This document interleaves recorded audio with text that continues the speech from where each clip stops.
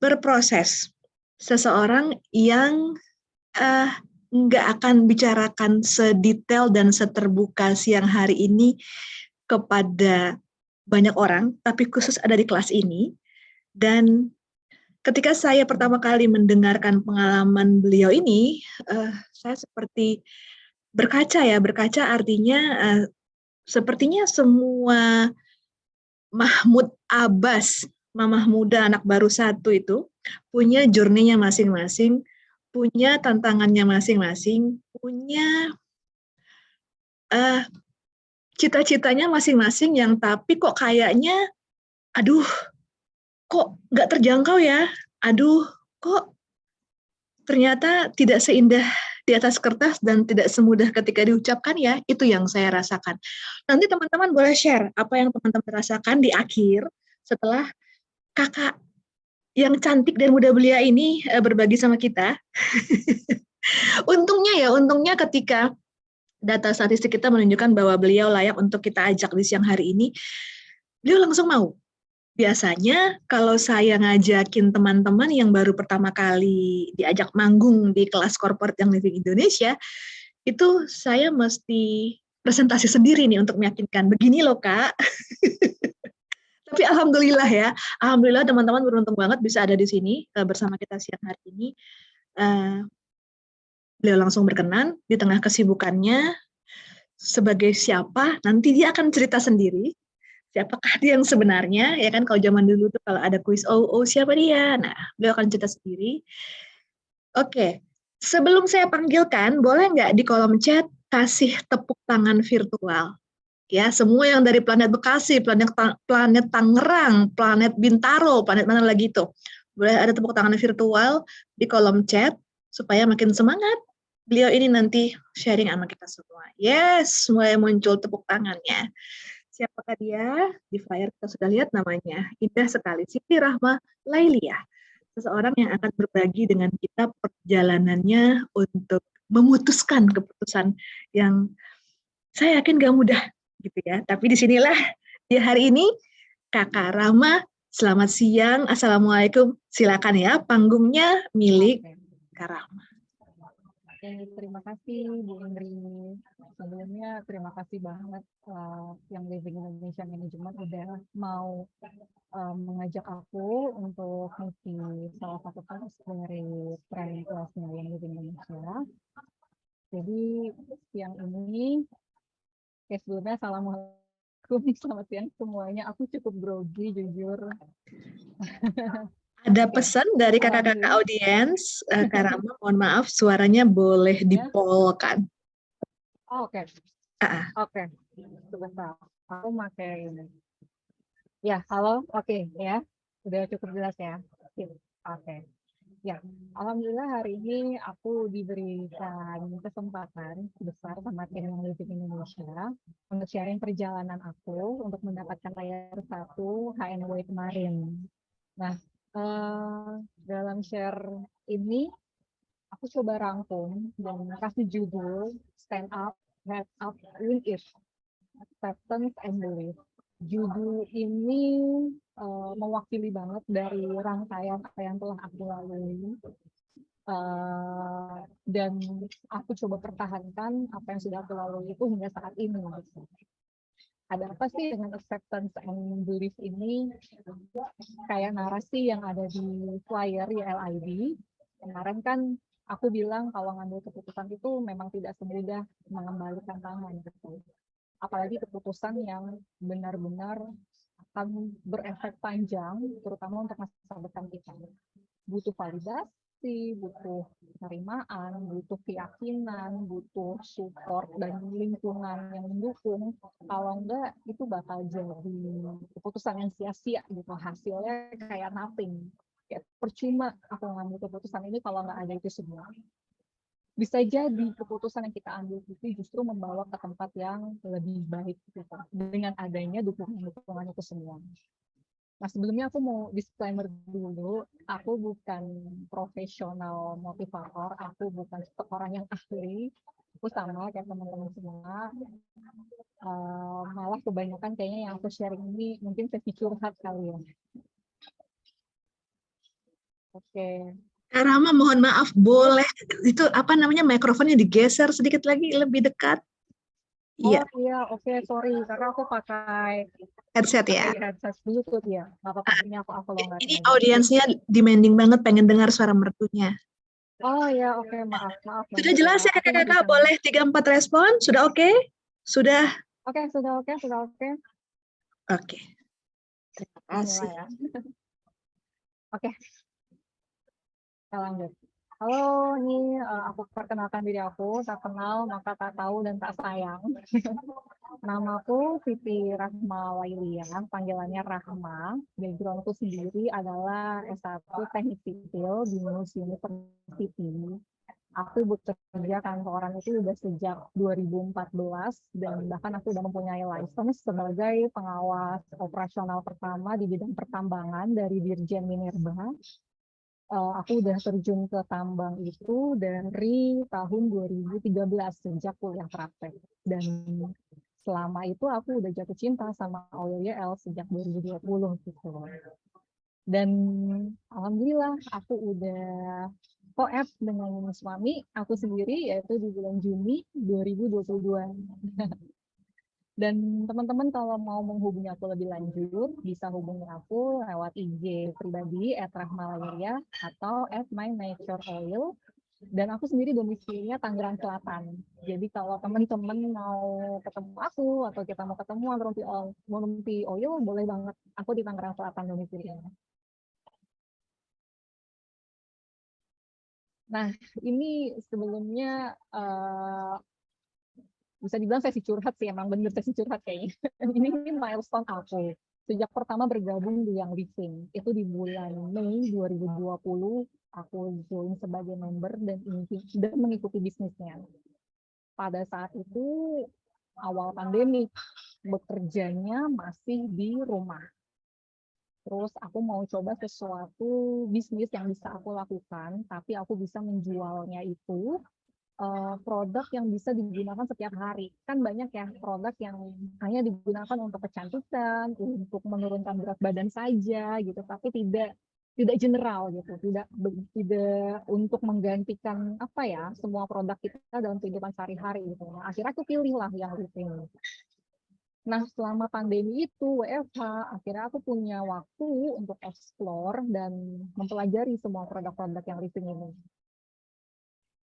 Nah, selama ini juga aku melaksanakan pertama kalinya program kehamilan promil di tahun 2020.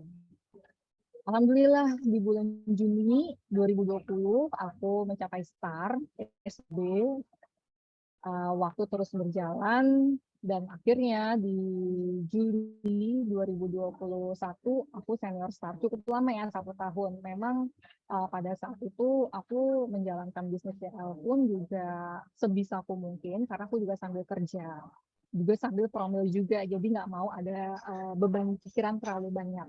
Gitu. Nah, di bulan Februari 2021, alhamdulillah aku diberikan amanah akhirnya setelah 4 tahun menunggu. Dan di 2021 itu juga di kantor aku dipindahkan ke divisi lain yang lebih challenging. Tapi saat itu sih aku masih syukur karena kondisi kantor, kondisi pandemi ya, kita tahu semua perusahaan gitu ya, banyak mengurangi karyawan. Dan aku di situ dipindahkan ke divisi lain, aku masih berpikir aku masih dipertahankan. Aku masih dilihat gitu ya, layak untuk masih dapat bekerja.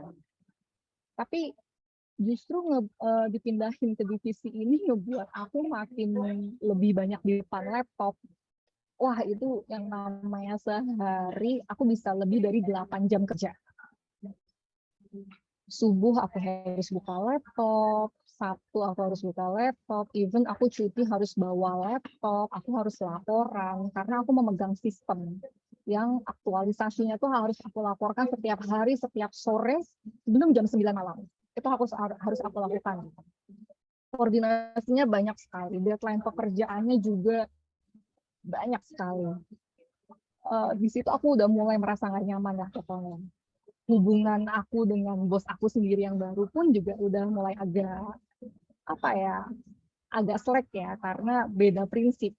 Di tim itu pun cuma ada 2 perempuan saja, aku aja dan temanku sendiri. Bahkan di divisi mining tambang itu kalau nggak salah kurang dari 5 perempuan yang ada di situ. Situasinya pun juga beda-beda gitu ya. Kita nggak bisa nyamain perempuan yang satu dengan perempuan yang lainnya. Gitu. Nah akhirnya menjelang melahirkan, cuti tuh 3 bulan. Wah seneng banget lah rasanya.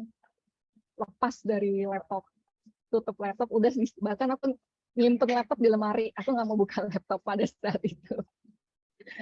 Rasanya seneng banget. Cuti 3 bulan mau melahirkan. Tanggal 4 itu hari pertama cuti dan tanggal 5 ternyata udah melahirkan. Secepat itu. 2 minggu lebih cepat dari HPL. Dan aku juga kaget itu, aku tiba-tiba langsung ke UGD karena ternyata pecah ketuban. Aku langsung ke UGD, nggak tahu mulusnya aku pikir hanya mulus pingin ke kamar mandi. Ternyata pada saat dicek, ibu udah mau bukaan kelima. Nah, gitu aku udah akhirnya lahiranlah di UGD, maksudnya di ruang lahiran tapi yang di UGD gitu.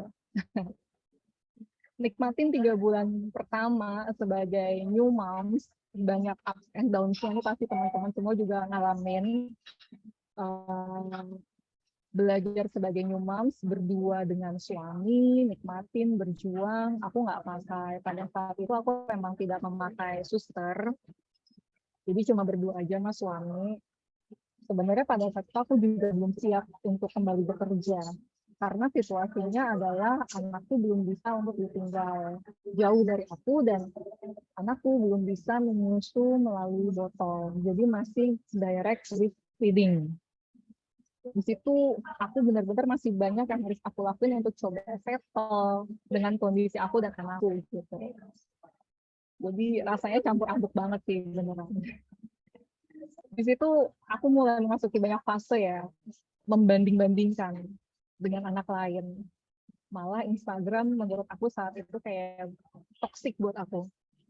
Lihat story teman-teman lain yang kok anak dia bisa kayak gitu ya, anak gue nggak bisa kayak gitu.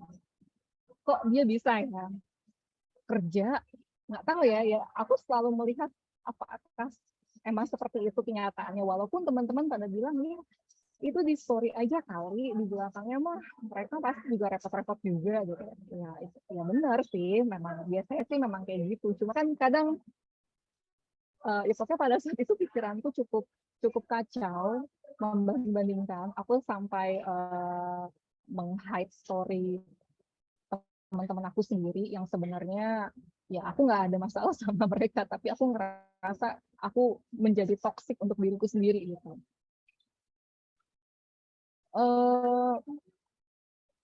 Padahal sosmed itu kan sebenarnya suatu platform yang banyak informasinya ya, tapi buat aku saat itu aku nggak bisa. Aku bener-bener aku harus hide aja deh gitu. Nggak terasa di bulan Januari 2022 aku udah harus masuk kerja nih. Jadilah status working mom. Nah, di situ udah dikasih banyak project yang baru. Ya, ditanya sih, apa kabar Rahma, gimana cutinya, gimana anakmu, gini-gini. Oh, oke, just it. Oke, ini ya semua kerjaan kamu bener-bener banyak sekali. Itu udah, aku pun jujur shock gitu pada saat kembali kerja. Masih coba jalanin semuanya pelan-pelan, coba untuk apa ya, membiasakan diri gitu. Rasanya tuh kaget banget dengan status sebagai working mom, langsung dikasih project banyak. Suasananya tuh langsung drastis. Yang tadi nggak pegang laptop, terus pagi-pagi langsung absen, pegang kerjaan, meeting pagi, siang laporan, Sabtu meeting lagi, setiap hari kayak gitu. Dan muncullah beberapa ya mungkin bisa dibilang postpartum problemnya baru muncul saat itu. Aku mulai emotional balancing-nya udah mulai keganggu, sering marah-marah, sering nangis-nangis gitu. Kalau diinget tuh pokoknya ya udah gitu ya. Pokoknya intinya aku dulu sering nangis-nangis. tiba-tiba masuk kamar nangis, anakku aku kasih ke suamiku gitu, suamiku langsung handle, udah aku langsung nutup kamar, masuk kamar lagi, udah nangis, udah gitu aja. Jadi kayak emosi aku tuh kayak, aku pun ngerasa aneh saat itu. Kenapa ya gue, oh marah-marah terus bawaannya, anak gue nggak salah apa-apa padahal gitu kan. Tapi gue pingin marah gitu. Cuma gue nggak tahu harus marah ke siapa gitu. Cara kasar sih kayak gitu. Dan apa ya, akhirnya bulan Maret itu aku mengecek kondisi anakku yang kelima, pada saat itu umur 5 bulan ya, pada saat itu umur 5 bulan, biasa ya kontrol bulanan, terus dicek ternyata timbangan anakku mendekati garis kuning. Aku jujur shock, kaget, karena setiap waktu aku disiplin terhadap jam menyusuinya ya, walaupun direct breastfeeding gitu ya, setiap pada saat meeting dia nyusu, pada saat aku ngerjain ngetik dia nyusuin, megang aku taruh bantal di pangkuanku, aku sambil ngetik kayak gitu posisinya. Tapi kenapa aku berat badannya malah makin nurun gitu. Sampai akhirnya dokter anak nanya ke aku, ibu masih kerja, gimana kondisi ibu kayak nggak ada kendala apa. Bahkan dokter anakku juga nanya ke suamiku, ibu gimana pak di rumah. Dan setelah ditelusurin, kemungkinan besar aku stres berat yang menyebabkan kualitas ASIku itu turun drastis. Walaupun volumenya banyak, tapi kualitasnya sangat kurang, sehingga tingkat apa ya, kalau di ASI itu kan ada bagian yang berair sama lemak core milk dan heel milk. Pokoknya bagian lemaknya tuh pokoknya bagian lemaknya tuh kurang gitu, sehingga nggak mencapai tuh bobot anakku pada saat itu. Itu aku terpukul banget dan merasa bersalah banget. Bersalahnya tuh bener-bener bersalah sampai udah sampai rumah aku nangis-nangis sendiri pokoknya. Jadi udah pada saat itu aku bener-bener mutusin, oke, gue kayaknya harus resign deh.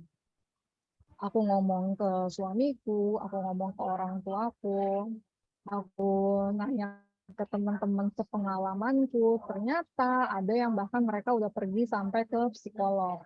Ada yang sudah sampai harus minum obat. Ternyata dari sekian banyak story teman-teman aku yang lihat di teman-temanku itu, ada juga ternyata yang mengalami hal yang lebih buruk dari aku. Aku masih bersyukur aku masih bisa apa ya, bikin ibaratnya kayak stop, Rahma udah sampai di sini aja, jangan diterusin. Aku masih sadar di titik itu. Sampai akhirnya aku mutusin, oke, kayaknya aku harus resign gitu. Terus aku coba tuh konsultasi ke upline aku Mbak Uci. Mbak Uci sekarang dengar nggak ya? Terima kasih banyak udah ngasih aku banyak insight. Jadi beliau itu upline aku, dan kebetulan pada saat itu pengalamannya cukup sama, resign dari kantor. Tanya semuanya, gimana sih rasanya kalau selesai habis ngantor tuh rasanya kayak setelah resign tuh rasanya kayak apa, terus aku harus ngapain gitu kalau setelah resign, aku bakal jadi apa sih setelah resign. Karena karena gimana ya, mungkin aku nggak tahu kalau teman-teman yang lain gimana. Kalau di aku, karena dari kuliah aku udah mulai aktif kerja sampai sekarang tiba-tiba harus resign, memutus hubungan dengan namanya dunia kerja, tuh kayak hilang aja. Gue habis resign bakal jadi apa ya gitu, aku bakal bisa menghasilkan apa, aku bakal masih bisa kompeten nggak, masih bisa apa ya, ibaratnya memiliki nilai gitu nggak sih, ibaratnya kalau di publik gitu. Aku ngerasa kehilangan kayak gitu. Dari Mbak Uci yang ngasih insight ke aku jadi merasa lebih terbuka, karena pada saat itu juga aku nggak punya apapun selain yang living. Pada saat aku mau memilih resign, apa yang harus aku lakuin ya? Oke, cuma ada yang living yang udah aku jalanin dari tahun 2020, tapi bisa nggak gitu? Karena kan selama ini aku cuma segitu-gitu aja gitu. Mau dari senior star, mau ke atas, mau career rank senior star lagi susah gitu. lu harus gimana. Akhirnya aku coba mutusin untuk ngambil cuti, main ke kantor JSC yang Livin, Jakarta Experience Center, pertama kalinya. Sama suami aku, sama anak aku. Aku sambil bayangin, oh rasanya kayak gini ya kalau ngambilin wheel oleh teman-teman. Oh rasanya kayak gini ya kalau nggak kerja, nggak usah buka laptop setiap hari, kerja kapanpun, datang kapanpun, ya udah di sini gitu. Sambil ngeliat billboard juga, oh iya ya itu namanya di Pampang, namanya, oh bisa nggak ya aku sama suamiku, anakku foto di Pampang di situ. Aku sambil foto juga sih, iseng-iseng klik, oh, bisa nggak ya masuk ke situ gitu. Itu semua aku bayangin karena aku butuh validasi, aku butuh keyakinan bahwa uh, gue dalam kondisi yang bener-bener nggak baik-baik saja ibaratnya kayak gitu. Jadi gue harus tahu gue harus kemana ke depannya. Akhirnya di situ juga aku nggak sengaja ketemu Teh Agnes dari Ratu Minyak. Beliau lagi datang ke Jakarta, udah ngobrol lagi. Kita tahu ya kalau Teh Agnes udah levelnya juga udah tinggi dan beliau cukup mengkampanyekan perempuan berdaya. Jadi aku banyak sharing juga sama Teh Agnes, nanya-nanya juga, butuh validasi juga. Itu berkali-kali deh aku nanya sama semua leaderku, teman-teman upline-ku, teman-teman setim YL-ku, sepengalaman, terus sampai aku searching di Google, baca-baca blog orang, rasanya kalau habis resign tuh kayak apa gitu ya. Nah, akhirnya setelah mencari validasi di bulan April, aku mengajukan resign. Memantapkan hati, membuat surat, nelpon ke atasan. Aku manggil atasan tuh waktu itu Bang, emang kita nggak terlalu, umurnya nggak terlalu cukup tinggi. Bang, aku mau ngasih tahu, aku harus ngundurin diri. Apa gitu ya, aku jelasin semuanya.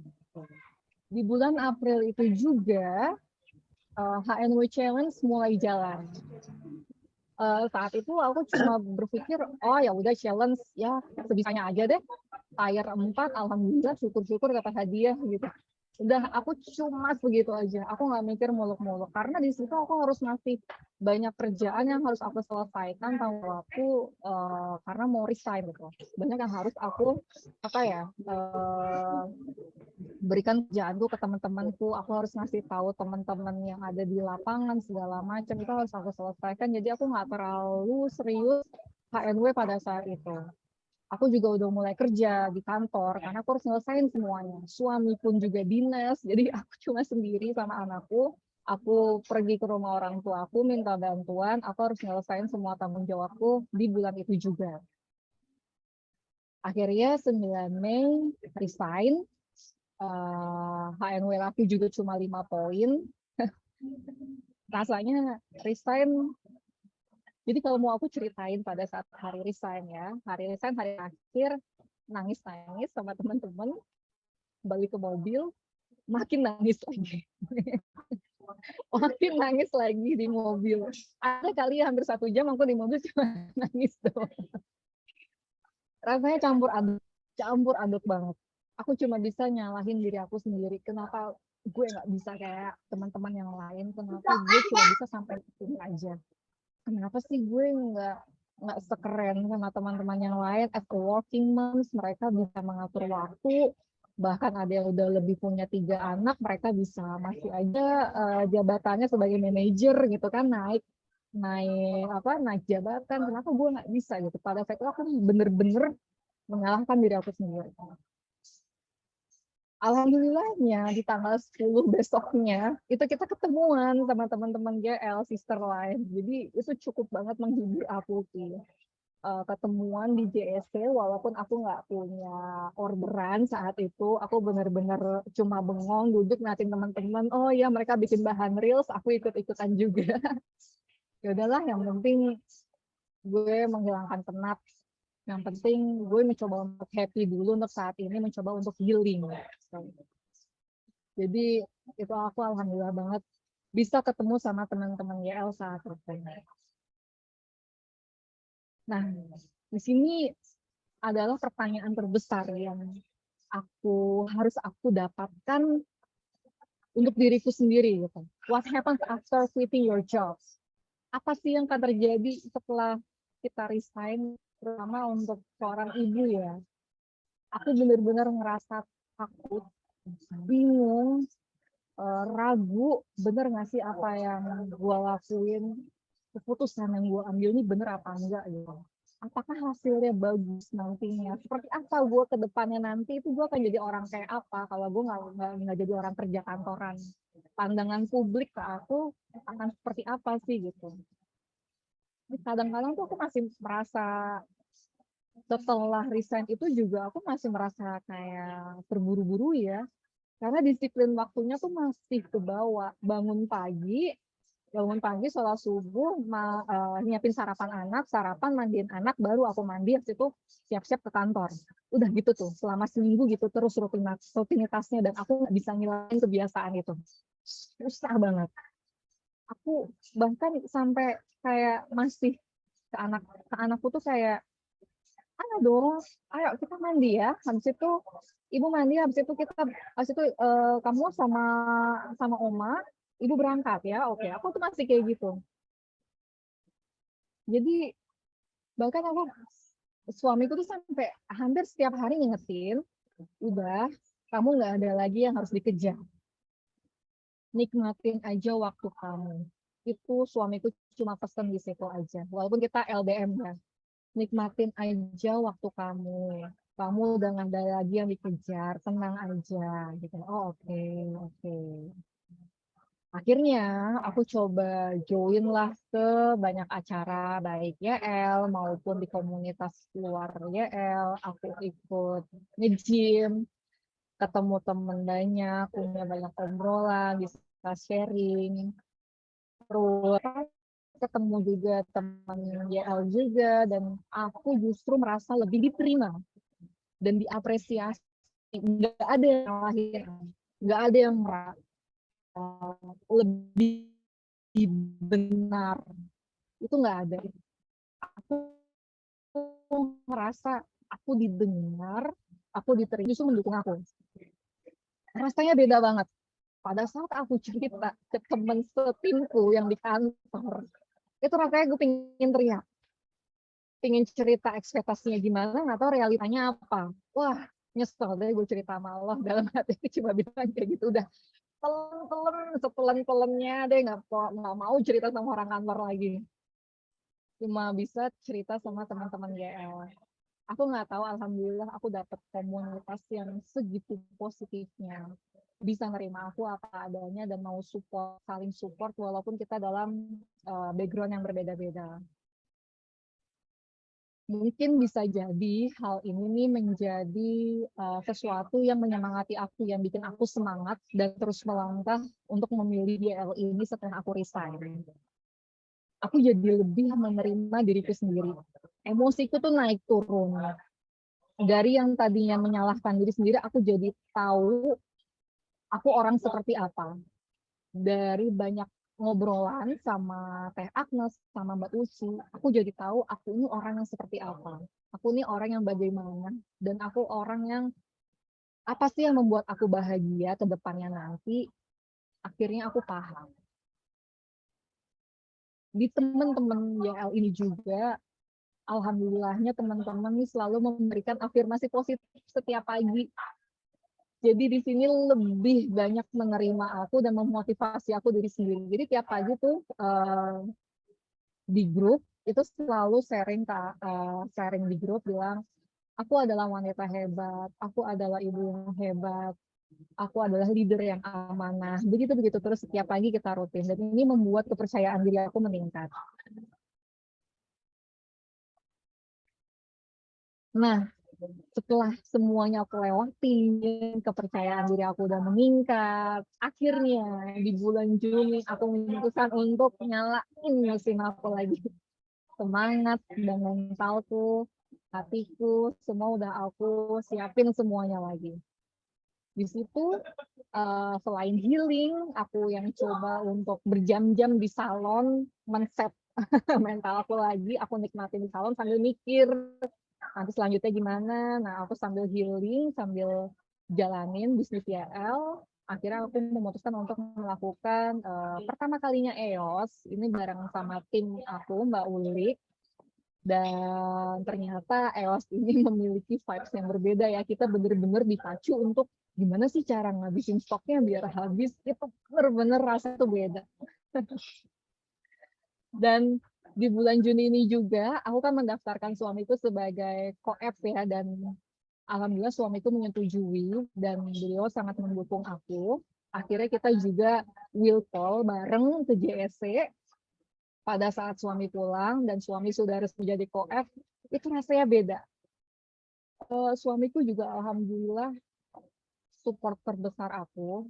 Pada saat itu aku ke JSC, aku cuma ngambil will call, orderan. Pada saat orderannya sudah keluar, tuh kan berkhusus pada saat itu Shelly udah bisa diambil, Bu Indri. Jadi tahu saya pertama kali Shelly udah bisa diambil, itu rame banget JSC. Aku tuh sambil gendong anak, sambil ngeliat form-form daftar-daftar yang harus diambil. Tiba-tiba suamiku datang, dia langsung ngepak-ngepakin semua, dia langsung bilang, mana kertasnya, kamu duduk di sana, biarin aku aja nge-packing. Wow, itu feelingnya beda banget. Kayak lu kesambet apa? Tiba-tiba kayak gitu. Alhamdulillah, mungkin karena aku memang dari awal sudah bilang ke suami tolong dukung aku, dan apa yang aku lakuin ini aku coba sebagai pengganti pekerjaan aku yang mudah-mudahan bisa ngebawa hasil atau ngebantuin kamu untuk keluarga, aku bilang kayak gitu. Jadi dia mungkin ngerasa, terus aku juga menganggap dia sebagai co-ep aku, jadi mungkin dia juga ngerasa terpacu gitu ya. Dan alhamdulillah di bulan Juni itu HNW aku mencapai poin 18 karena aku akhirnya kembali re-rank senior star. OGV ku juga langsung naik, yang tadinya 1.000-an sekarang jadi 2.700 pada saat itu. Nah, akhirnya di bulan Juli akan EOS yang kedua. Nah, terus melakukan rumpi offline untuk komunitas Tangerang dan Tangerang Selatan, yang aku nggak ada ekspektasi mau datang, yang penting datang lah, ada, syukur alhamdulillah. Ternyata Bu Ana datang, Mbak Uci juga datang, itu surprise banget. Rumpi offline, tiba-tiba didatangin leader yang udah diamond ke atas, itu rasanya tuh beda banget. Mereka langsung cerita, Bu langsung cerita yang tentang Kroasia, Mbak Uci langsung cerita mau persiapan ke Barcelona. Makin kebakar, udahlah semangat ya kalau kayak gitu. Ngebayangin gimana ceritanya mereka. Dan kita saling tuker, saling diskusi untuk gimana strategi ke depannya, seperti itu. Nggak nyangka, OGV aku saat itu udah 3.000-an. Terus, tapi di tengah-tengah di bulan Juli, suamiku harus pergi dinas lagi dan aku kembali ke rumah sendiri, jadi tanpa orang tua. Di akhir Juli, 31 Juli, aku ingat banget, itu adalah kelas bisnis offline bersama Ratu Minyak di hotel di Menteng, sama Teh Agnes. Itu aku memutuskan untuk berdua, sama anak pun naik taksi. Kelas bisnis, tapi aku bawa anak. Aku udah bilang sama Teh Agnes, Teh, maaf aku bawa anak, boleh nggak? Iya nggak apa-apa, boleh. Alhamdulillahnya bener-bener disupport. Aku tuh bener-bener ngemper, di lesehan di bawah. Karena aku dengerin kelasnya itu sambil sambil ngomong anak, sambil nyusuin, sambil ngasih makan, sambil ngemilin anak. Anak pun juga lagi masa-masa aktif, lagi berdiri, ngerangkak kemanapun gitu. Itu alhamdulillah teman-teman tuh nggak ada yang ngeliat, nggak ada satupun yang ngeliat yang aneh, itu nggak ada. Coba bayangin kalau bawa kayak gitu ke kantor, atau mungkin ke kelas bisnis yang agak, mungkin kelas bisnis produk lainnya bukan yang living. Mereka ada nggak sih yang setoleransi kayak yang living gitu ya? Bawa anak. Aku tuh bahkan sampai ngerasa nggak enak. Maaf ya, nggak enak banget sih, nggak apa-apa gitu dibawa. Iya, nggak apa-apa dibawa aja gitu. Itu benar-benar ada ada Paromi juga kalau nggak salah waktu itu ngisi kelas. Alhamdulillah aku ngerasa benar-benar sekali lagi diterima hanya di yang living. Pada saat itu OGV aku 3.600. Aku udah nggak mikirin HNW lagi, tapi aku mikirin eksekutif. Bisa nggak ini tanggung banget 3.600 gitu. Gimana caranya gitu. Sampai kelas itu berakhir, malamnya sampai aku balik ke rumah, aduh kok nggak naik-naik. Akhirnya semua kembali lagi dengan hubungan baik ya, silaturahmi dengan, kalau kita menjaga hubungan baik dengan para upline dan sister line, itu benar-benar semua support pasti ngebantu. Dan pada saat itu juga alhamdulillah beneran ada enroll masuk ke aku yang aku bisa nutup itu sampai 4.000 OGV dan eksekutif sebelum jam 12 malam. Masya Allah, itu rasanya sampai nangis-nangis. Teleponan video call sama Mbak Dina, sama Mbak Uli, itu nangis-nangis, nggak nyangka. Aku udah nggak mikirin lagi poin HNW. Tapi di bulan depannya ternyata poin HNW itu udah naik jadi 53. Aku nggak kepikiran untuk ke peringkat 1 karena sebelumnya udah ada kan tuh Bu, jadi kalau nggak salah list peringkat tertinggi secara keseluruhan ya di PO gitu, dan aku melihat poin-poin mereka tuh gede-gede semua. Aku pikir ya udahlah, alhamdulillah masuk peringkat 2 aja udah bersyukur gitu, udahlah. Tapi aku sempet nanya, lucunya aku nggak tahu kenapa aku kepikiran, aku WhatsApp Mbak Uci, peringkat 1 itu terms and condition-nya kayak apa ya, kira-kira aku masuk nggak ya ke peringkat 1. Aku beneran sempat nanya kayak gitu ke Mbak Uci. Tiba-tiba pengumuman dimajuin, yang tadinya harusnya 1 September, tapi kalau nggak salah di minggu ke-4 Agustus sudah ada pengumumannya atau yang living, dan ternyata ada nama aku. Aku cuma bilang, gila gue bisa, serius nama gue. Aku cuma WA Mbak Uci. Mbak Uci itu gimana? Ada nih WA-nya kayak, Mbak Uci itu gimana? Mbak Dina itu gimana? Ini beneran nama aku. Serius. Nah, speechless sudah kalau kayak gitu. Aku udah apa ya? Nggak nyangka kalau ternyata aku bisa sampai di titik itu. Aku langsung telepon suami yang beda 2 jam dari aku, dia udah kayak ketidur-tiduran kayak gitu. Nah, yang aku menang HNW peringkat 1, dia langsung yang, hah? Apa? Ulangin.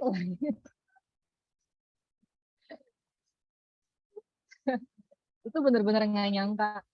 Dan kayak aku bisa mencapai eksekutif, dan ternyata aku bisa mencapai HNF tier 1 itu, aku cuma bisa nepuk pundak diriku sendiri sambil nangis. You doing great job, Rahma. Aku cuma bisa bilang kayak gitu aja. Alhamdulillah, bener-bener matematikanya Allah, matematikanya Tuhan tuh luar biasa. Nah, mungkin dari cerita aku ini, mungkin aku ada beberapa tips yang bisa teman-teman ikutin. Tapi ini tips yang apa yang aku lakuin kemarin sih lebih tepatnya. Jadi yang pasti aku start engine, aku nyalain dulu mesin yang ada di hati aku dan di pikiranku. Kenapa? Karena aku harus bisa jalanin semuanya dengan tulus. Nggak bisa pikiran kita mau ke target A, tapi hati kita setengah-setengahnya, kita setengah-setengah, itu nggak bisa. Jadi pada saat sebelum start di engine tadi ya, aku benar-benar harus memvalidasi diri aku sendiri. Oke, gue mau jalanin YL ini, dan itu harus tulus. Pikiran kita dan hati kita harus selaras. Setelah itu dijalanin, kita harus bisa memahami sesuatu yang ada di hadapan kita. Mau itu challenge HMW maupun itu challenge lainnya, kita harus tahu terms and condition-nya seperti apa. Kita harus bisa memahaminya supaya kita bisa melangkah sedikit demi sedikit. Knowing yourself and acceptance. Jadi kita juga harus tahu apa yang ada di diri kita sendiri, dan kita harus bisa nerimanya. Baik buruknya itu kita harus bisa terima. Nggak bisa, oke lah kalau mungkin kita bisa awal-awal, masa sih gue kayak gitu, nggak mungkin Tapi itu kita harus terima. Kita memang orangnya seperti itu. Kita ini manusia, wajar kok adanya penolakan tuh wajar, tapi kita harus menerima segala kekurangan kita, dan kita juga harus menerima kelebihan kita. Nggak ada yang sempurna. Namun itu semua bisa membawa kita menjadi sesuatu yang berbeda. Asal kita bisa mengarahkannya ke arah yang benar. Pasang target yang terdekat sesuai dengan status atau kondisi kita saat ini. Saat itu aku ekspektasinya hanya ke tier 4 ya. Syukur-syukur aku bisa re-rank senior star lagi gitu. Alhamdulillah itu aja dulu.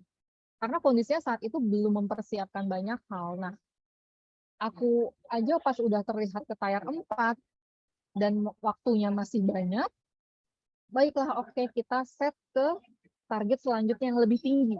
Pada saat kita udah set target, kita sudah mendapatkan target yang kita mau, kalau waktunya masih banyak, baiklah kita set target yang lebih tinggi. Begitu seterusnya. Kenapa? Untuk menjaga semangat, agar ambisi kita tuh tetap stabil. Karena kalau kita melihat ke atas-atas terus, sedangkan kita masih di bawah, kita belum mencapai langkah selanjutnya, itu bakal capek. Mimpi tinggi boleh banget, tapi kita harus step by step dan fokus di situ. Kalau misalkan udah capek, khawatirnya tuh nanti kita nggak bisa bersyukur karena kita merasa kesel nggak nyampe-nyampe ke atas. Takutnya kita kehilangan rasa syukur itu. Jadi kalau bisa set the nearest target, setelah itu masih ada waktu kita baru set lagi yang lebih di atas agar kita bisa mensyukuri target yang udah kita tercapai saat ini. Alhamdulillah baru kita bisa memompas, baru kita bisa menjaga ambisi kita untuk naik ke atas lagi. Nah, YL ini udah baik banget ya. Kita bisnis tapi dikasih ruang kerja sendiri, virtual office. Dan yang benar-benar aku lakuin saat kemarin itu adalah aku checking rutin VO. Mau ada orderan mau enggak, tapi aku benar-benar ngotak-ngatik VO. Aku ngotak-ngatik VO sampai tahu, oh ini kita bisa ngambil price list yang living Singapura dari sini. Kita bisa tahu cara ngubungin yang living Australia dari sini. Oh, bahkan materi-materi essential oil, PPT itu ada di VO semuanya. Kita bisa ngambil flyer-flyer grapefruit essential oil, peppermint, itu ternyata ada di VO itu. Jadi udah kayak library, udah kayak perpustakaan ternyata di VO itu juga. Bahkan format tahunan pun juga ada, udah disediakan di situ. Nah, aku juga explore dan aktif di sosial media. Karena kita tahu ya, sosial media ini adalah platform yang benar-benar dipakai sejuta umat untuk mencari informasi. Gitu. Nah, jadi gunakan sosial media sebisa mungkin, seaktif mungkin, karena sosial media ini menjadi suatu wadah orang mau mencari informasi, mau benar atau enggak, bahkan validasi itu bahkan dari sosial media gitu. Jadi menjadi wadah untuk kita bisa sharing dan explore untuk produk yang dipilih. Kemudian branding and sharing. Nah, saat aku mencari branding ini, aku tuh berkali-kali mikir apa ya yang branding yang bagus aku bawa, karena branding ini nih berefek kepada aku harus nyaman interaksiku, aku nggak bisa menjadi topeng orang lain, aku harus bisa menjadi diriku sendiri, nyaman membawakan informasi ke orang lain, dan orang lain pun juga nyaman menerima informasi dari aku gitu. Aku harus menciptakan branding seperti apa ya? Sebenarnya ini sama sih seperti poin knowing yourself. Jadi saat udah tahu potensi kita seperti apa, kita kembangkan lagi menjadi branding yang bisa kita bawa ke publik.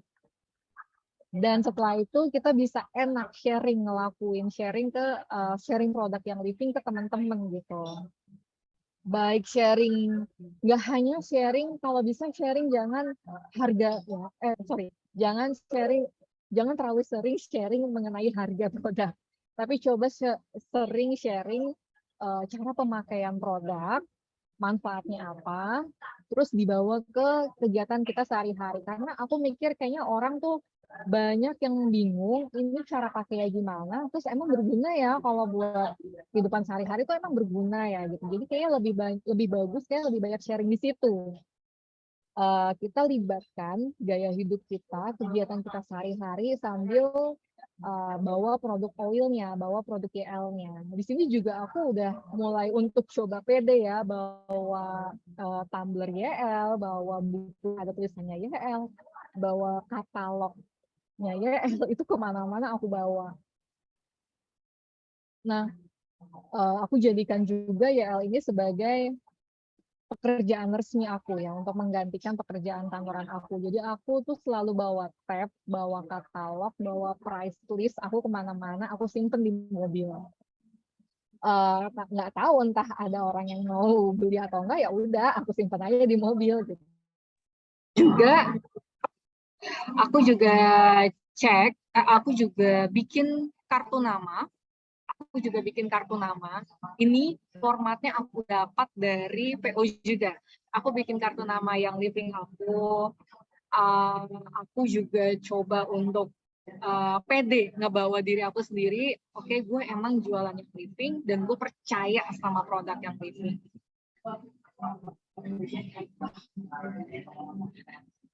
Nah, di sini aku juga mulai untuk kayak Rumpi offline yang pertama itu, aku memberanikan diri untuk membuat Rumpi offline yang pertama kali.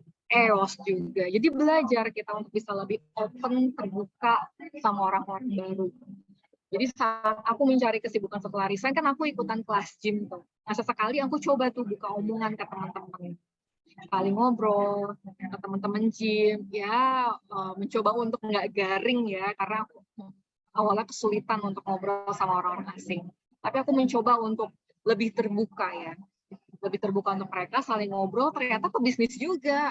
Ya sesekali aku juga saling tuker kartu nama dan tuker Instagram, itulah gunanya kartu nama.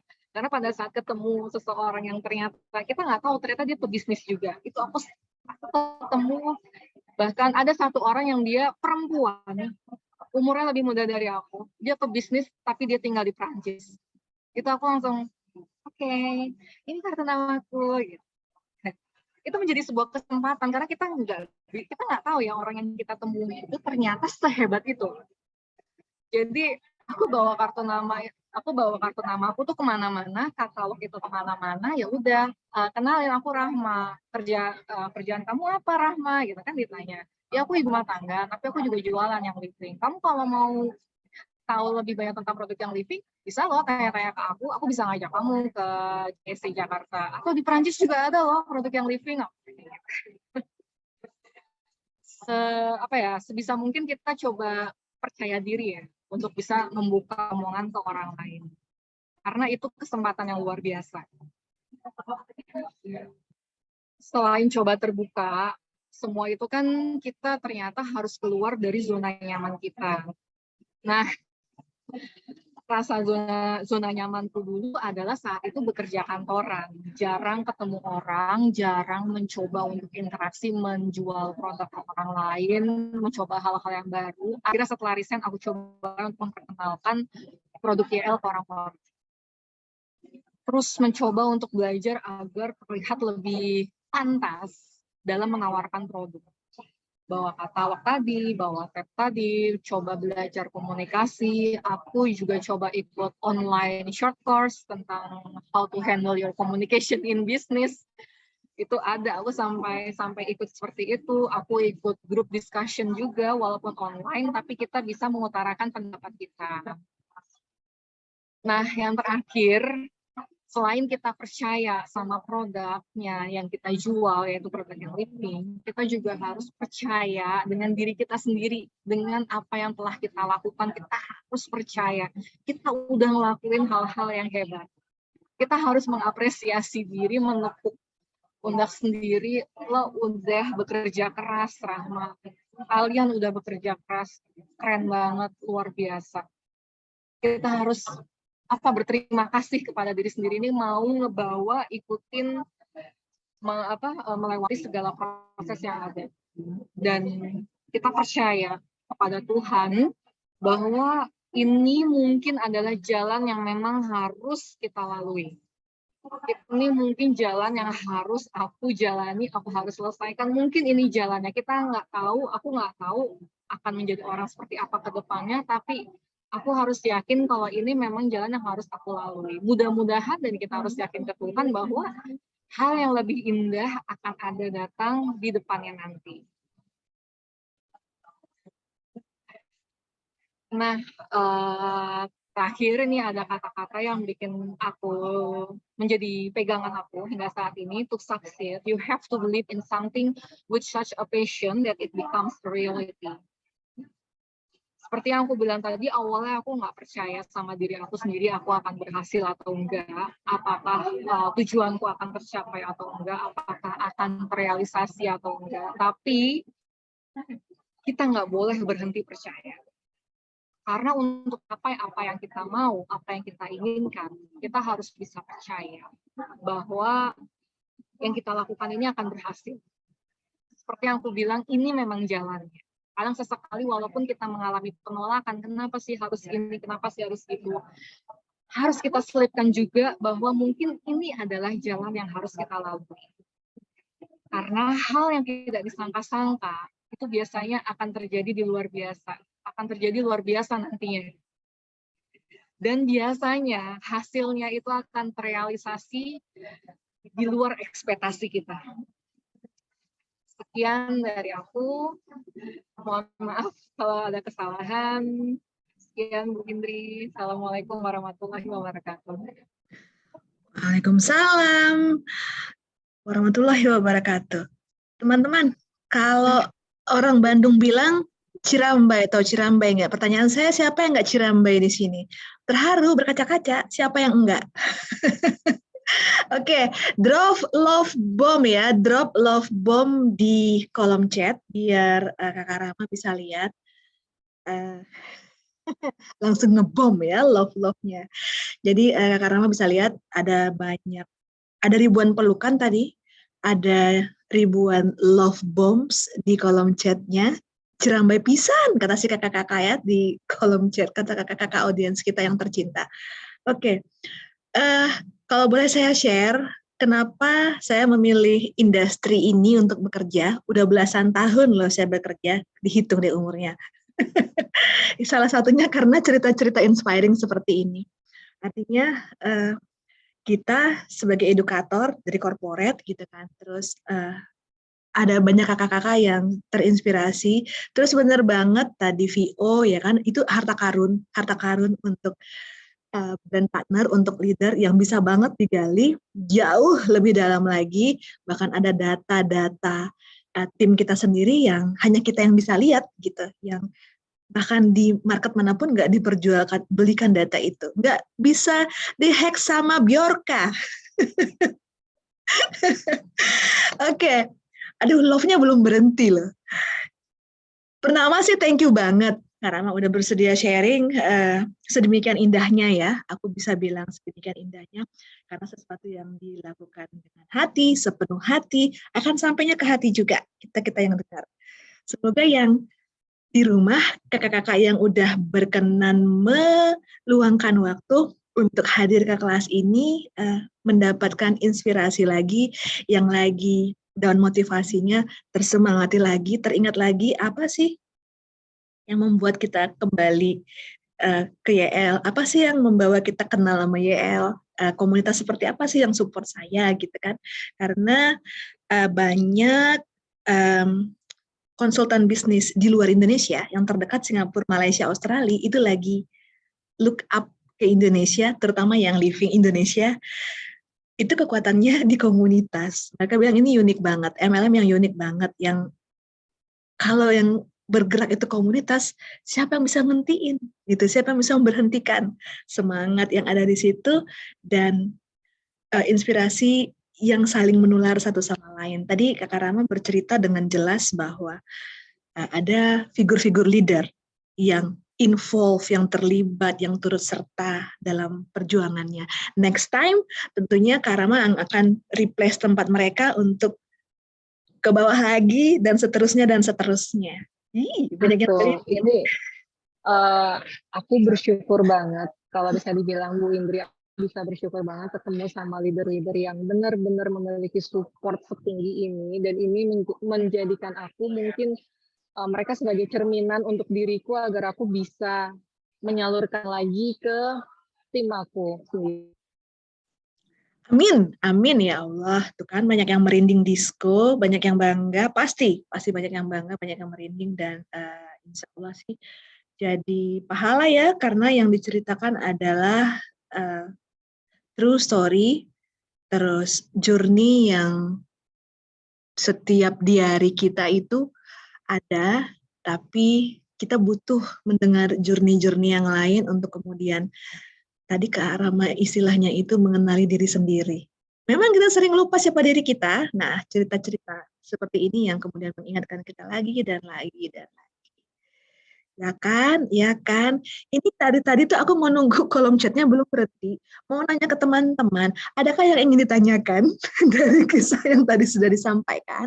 Adakah yang ingin digali lagi? Adakah yang ingin dicari tahu lagi dari kakak Rahma yang sudah menyampaikan sebagian kecil sih kisahnya, ya kan? Behind the story-nya pasti beliau lebih tahu banyak. Silakan kalau ada yang ingin ditanyakan.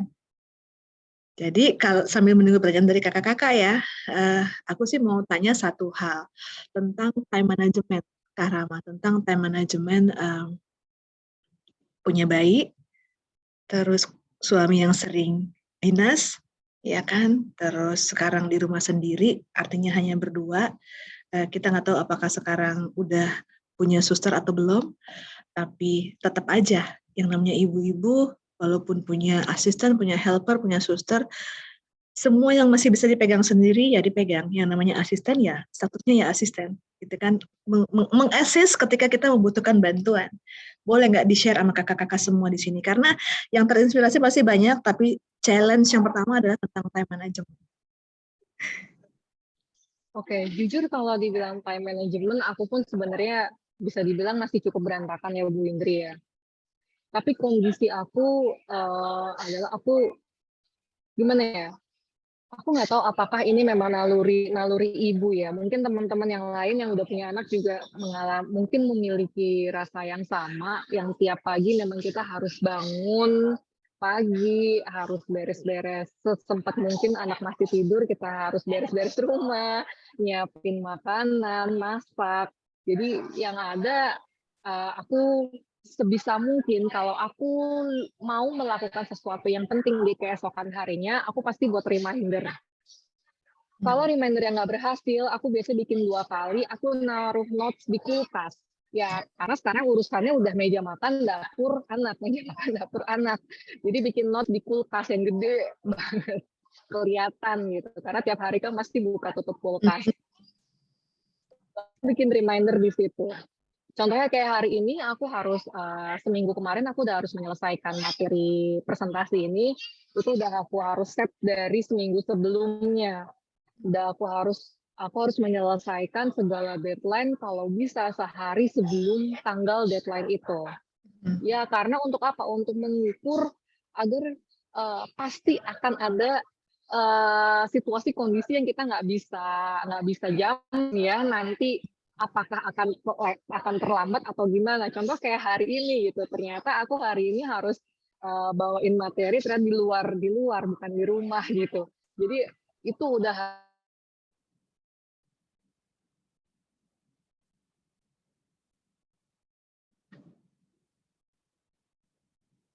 harus aku persiapkan dari kemarin. Kalau aku mau pergi sama anak itu aku sehari sebelumnya. Nah, besok kita mau pergi. Mika sama papa ya. Mika nanti yang baik ya. Udah harus afirmasi gitu dari sekarang gitu supaya anak hanya bisa menggunakan handphone. Kalau aku pasti dia selalu mau ngintilin terus kan, pasti kan kayak jadwal segala macam itu aku juga setting di kalender aku. Ada bahkan kalau aku nggak bisa ngetik mau nggak mau bikin reminder ya by voice note. Gitu. By voice note. Aku pokoknya mencoba untuk gimana supaya bisa ringkes bisa ringkes dengan segala hal yang aku punya. Aku saat ini belum menemukan helper atau asisten karena lagi terkendala dengan finansial juga. Jadi aku harus bisa mencoba nikmatin semuanya yang ada saat ini. Dibilang time management harus disiplin atau ya disiplin banget, aku mencoba untuk menurunkan standarisasi supaya nggak terbawa stres. Aku harus menurunkan perfeksionis aku yang tadinya bawa dari perusahaan pasti disiplin, aku harus menurunkan standarisasi itu. Jadi time manajemennya agar kita bisa tetap jalanin tanpa harus stres, masih bisa fleksibel, karena yang namanya punya anak itu ya 1001 kondisi pasti akan ada hal yang mengejutkan gitu. Bahkan mau pergi aja bawaannya banyak, ya kan? Pampersnya harus berapa, bawa handuk kecil, kalau bawa baju gantinya berapa, karena kita nggak tahu kondisinya kayak apa. Ya udahlah, aku coba jalanin sebisaku setiap harinya. Kalaupun bisa aku selesaikan. Tapi kalau ada yang harus aku buat janji, aku harus bisa prepare sehari sebelumnya, harus sudah selesai. Intinya gitu aja. Oke, semoga menjawab ya apa yang ada di isi kepala kakak-kakak, bahwa flexibility adalah kuncinya. Untuk kondisinya Kakak Rama itu flexibility adalah kuncinya. Terus mungkin ranking prioritasnya itu bisa berubah-ubah seiring sejam kemudian, mundur 30 menit kemudian udah berubah lagi. Seperti itu kira-kira. Menginspirasi banget. Oke, boleh ya Kakak hari ini dipraktekkan dan di-share lagi kepada timnya yang membutuhkan inspirasi ini. Oke, saya mau tanya, jika tidak ada pertanyaan, adakah pertanyaan untuk Kak Rama?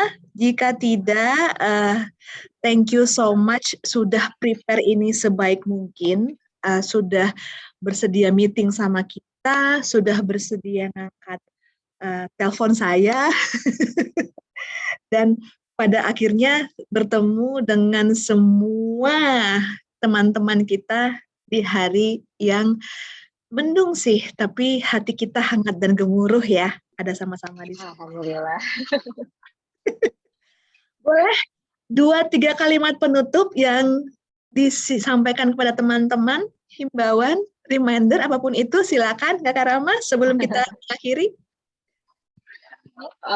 Mungkin nggak bisa pendek, tapi yang aku bisa sampaikan adalah aku cerita ini mungkin teman-teman yang lain memiliki cerita yang berbeda, tapi apapun cerita yang teman-teman miliki, aku harap kalian bisa menghadapi semuanya dengan baik, tenang, jangan putus asa, dan coba jalani semuanya dengan tulus.